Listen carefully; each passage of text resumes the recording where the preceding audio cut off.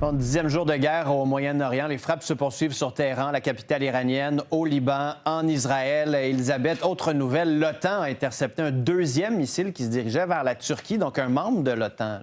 Oui, et un second missile, donc tiré depuis l'Iran, là, qui a été détruit par l'OTAN dans l'espace aérien turc. C'est le ministère turc de la Défense qui l'a confirmé. Après, justement, ce missile, là, souvenez-vous, qui a été détruit, intercepté pas plus tard que mercredi dernier par les systèmes de défense de l'OTAN. Pendant ce temps, vous l'avez dit, là, les frappes se poursuivent. L'armée israélienne qui a annoncé de nouvelles frappes de grande ampleur et simultanées là, sur des infrastructures à Téhéran, mais aussi dans le centre et le sud du pays. Il y a la banlieue sud là, également de Beyrouth qui est aussi toujours ciblée. On parle jusqu'ici là, de près de 400 morts.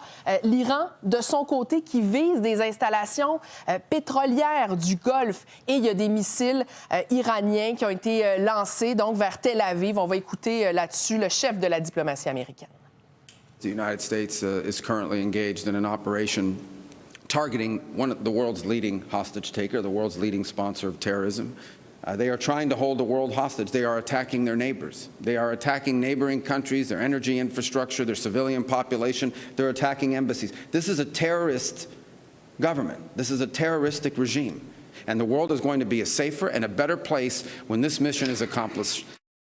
Bon, Emmanuel Macron qui va aller à Chypre aujourd'hui. Oui, il est sur place. En fait, Emmanuel Macron là, qui a dit quand Chypre est attaqué, c'est l'Europe qui est attaquée, a parlé là, de renforts finalement pour venir en aide, des renforts surtout là, défensifs, a-t-il dit, et il dit préparer une future mission internationale défensive pour ouvrir le détroit d'Ormuz. On va l'écouter. Dès que cela sera possible, après la sortie de la phase la plus chaude du conflit, qui permettra l'escorte de porte-conteneurs et de tankers pour réouvrir progressivement le détroit d'Ormuz, ce qui est essentiel au commerce international, mais également à la circulation du gaz et du pétrole.